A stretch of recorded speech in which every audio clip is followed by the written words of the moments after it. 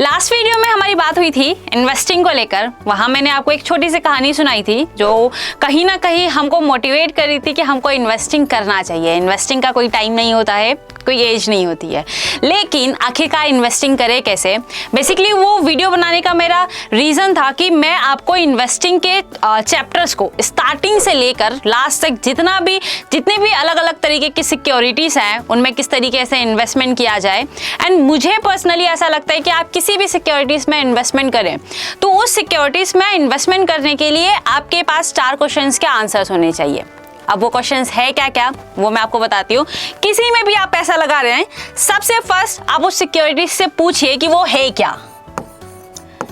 ठीक है, यानी कि बेसिकली वो काम क्या करती है, ठीक है, कैसे उसको कर सकते हैं, यानी कि उसको करना आसान है या टिपिकल है, कौन कौन से प्लेटफॉर्म है, कहां कहां से कर सकते हैं, क्या रिस्क है। रिस्क में 2 पार्ट आ जाते हैं, कितना रिस्क है, रिस्क में कितना लॉस होने के चांसेस है, कितना प्रॉफिट मिलने के चांसेस है, एंड कितना आपका इन्वेस्टमेंट दांव पे लग सकता है। मुझे ऐसा लगता है कि अगर आपको कोई भी सिक्योरिटीज हुई, चाहे आप म्यूचुअल फंड्स में इन्वेस्ट करना पसंद कर रहे हैं, चाहे आप गोल्ड में इन्वेस्ट करना पसंद कर रहे हैं, तो मुझे ऐसा लगता है कि किसी में भी पैसा लगाइए, किसी में भी इन्वेस्टमेंट करिए, बट इन्वेस्टमेंट करने से पहले ये आपको पता होना चाहिए कि बेसिकली अगर वो सिक्योरिटीज आपको इन सब का आंसर्स दे देती है और अगर वो सिक्योरिटीज ये सारे आंसर्स को आपकी सेटिस्फेक्शंस के अकॉर्डिंग फुलफिल करती है तो मुझे लगता है कि उसमें हमको इन्वेस्ट करना चाहिए। तो कहाँ कहाँ इन्वेस्टमेंट कर सकते हैं ये सीरीज में स्टार्ट करूंगी। अभी मैं आपको बता देती हूँ कि बेसिकली ये सीरीज में क्या क्या पार्ट हम कवर करने वाले हैं एंड उसमें जो पर्टिकुलर जितने भी सिक्योरिटीज़ रहेगी उन सारी सिक्योरिटीज़ में से हम उनसे यही सवाल पूछेंगे कि बेसिकली क्या है, कैसे कर सकते हैं, कितना रिस्की है, क्या लिक्विडिटी है, कितना प्रॉफिट है, कितना लॉस है। तो ये सारी सीरीज़ की वीडियोस आपको स्टेप बाय स्टेप पूरी डिटेल में मिलेगी। लेकिन आप लोगों से एक शिकायत है कि आप कमेंट्स नहीं करते हैं। मैं बोलती भी हूँ वीडियोस में कि मैं बीच बीच में क्रॉस क्वेश्चंस भी पूछती हूँ ताकि मुझे पता चल सके कि आपको वो वीडियो कितनी समझ आ रही है, कितनी अच्छी लग रही है। सो नेक्स्ट टाइम से वीडियोस में कमेंट्स करिएगा, मैं जरूर कमेंट्स पे रिप्लाई करूंगी एंड बता देती हूँ कि कौन कौन से सिक्योरिटीज है। बहुत डिटेल में हम लोग यहाँ पे बात करेंगे। पहले मैं आपको एक मेजर रोड मैप दे देती हूँ कि बेसिकली हम इस सीरीज में किस किस की बातें करने वाले हैं। चलिए कौन कौन सी सिक्योरिटीज की हम बात करेंगे, बात कर लेते हैं। सबसे फर्स्ट जो आपने सुना होगा इक्विटी और स्टॉक रिलेटेड सिक्योरिटीज हो गई। ये आप सबसे फर्स्ट मैं इसलिए नाम ले रही हूँ क्योंकि बहुत सारे लोग इसको जानते हैं। सेकंड नंबर पे हम बात कर लें, सेकंड नंबर पे आती है डेप्थ सिक्योरिटीज। इसमें भी मैं आपको बता दूं इसमें कौन कौन से पार्ट्स आते हैं, ध्यान से समझिएगा और इन सबको हम डिटेल में सीखने की कोशिश करेंगे। यहाँ पे क्या आ जाता है, यहाँ पे लार्ज कैप आ जाता है और बता दीजिए आप मिड कैप आ जाता है। कमेंट्स भी आप कर सकते हैं वीडियोस देखते देखते भी। यहाँ पे स्मॉल कैप आ जाएगा, ठीक है। और यहाँ पे ये सारे स्टॉक्स, ब्लू चिप स्टॉक्स इसी में से डाइवर्सिफाई करके बनाए गए हैं। इसी में से और क्लासिफिकेशंस होगा तो इंडेक्स वाला क्लासिफिकेशंस हो जाएगा, सेक्टर वाइज क्लासिफिकेशंस हो जाएगा, पेनी स्टॉक्स हो गया।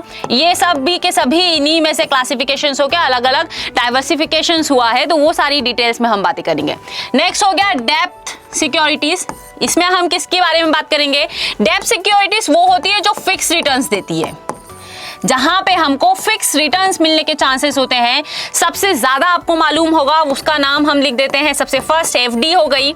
और बताइए और कौन कौन से ऑप्शंस है हमारे पास, गवर्नमेंट बॉन्ड हो गए, ठीक है। ऐसे बहुत सारे हैं। गवर्नमेंट बॉन्ड के अलावा आप डिबेंचर्स में पैसा लगा सकते हैं और भी बहुत सारे ऑप्शंस है जहां पे हमको फिक्स रिटर्न्स मिलते हैं। इसमें गवर्नमेंट बॉन्ड हो गया, डिबेंचर्स हो गया, यानी कि जो डेप्थ सिक्योरिटीज है इसमें भी कई तरीके के अलग अलग डाइवर्सिफिकेशंस है। कैसा, जो मे भी फुल्ली कन्वर्टेबल्स हैं जिसको आप कंप्लीटली इक्विटीज में कन्वर्ट कर सकते हैं, जो पार्शियली कन्वर्टेबल है और कुछ कुछ तो नॉन कन्वर्टेबल है, आप उसको कन्वर्ट नहीं कर सकते, सीधा बेच सकते हैं। बॉन्ड है, बॉन्ड भी आपको एक फिक्स रिटर्न्स के साथ मिलते हैं, तो इसमें आप इन्वेस्ट कर सकते हैं, ठीक है। चलिए और आगे चलते हैं और समझने की कोशिश करते हैं। ये हुआ आपका, अभी हमारे 2 सिक्योरिटीज की बात हुई और चलते हैं नेक्स्ट नंबर पे। आप देख लीजिए म्यूचुअल फंड्स।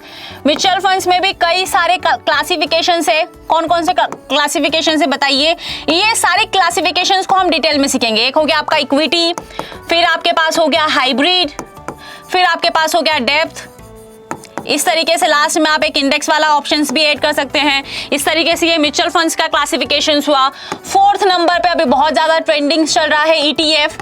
ETF में भी कई तरीके के क्लासिफिकेशन है। कैसा? आप सेक्टर वाइज ETF ले सकते हैं, आप इंडेक्स वाइज ETF ले सकते हैं, आप ग्लोबली इंडेक्स में इन्वेस्ट कर सकते हैं, यहाँ तक आप गोल्ड सिल्वर जो कमोडिटीज है उनमें भी आप इन्वेस्ट कर सकते हैं। ठीक है, ये हुआ आपका कौन सा? ये हुआ म्यूचुअल फंड्स, ये हुआ ETF का क्लासिफिकेशन। इसमें जो मैंने नाम बताए हैं, ये जैसे मैंने आपको स्टार्टिंग में बताया कि ये सिर्फ एक रोड मैप है।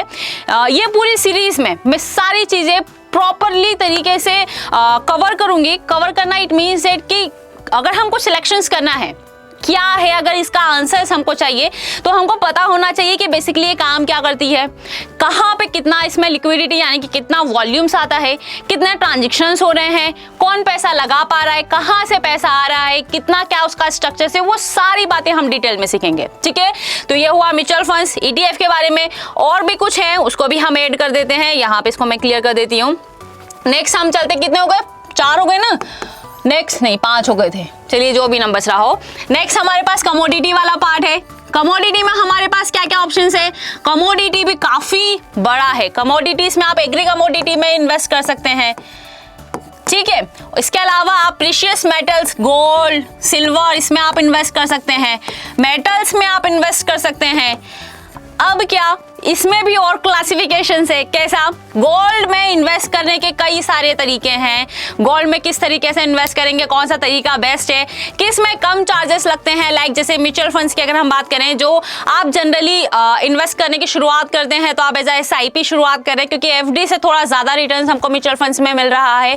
तो वहां पे कौन कौन से चार्जेस है, कौन से हिडन चार्जेस लगते हैं, कितना अमाउंट लगता है, ये सारी बातें हम स्टेप बाय स्टेप वीडियोस में करेंगे। सो ये प्लेलिस्ट का लिस्ट अपने फ्रेंड्स फैमिली को जरूर शेयर करिएगा जो इन्वेस्टिंग करना चाहते हैं और जो इन्वेस्टिंग को बेसिकली स्टार्टिंग से लेके लास्ट तक पूरा डिटेल में सीखना चाहते हैं। तो ये रहा फिलहाल रोड मैप।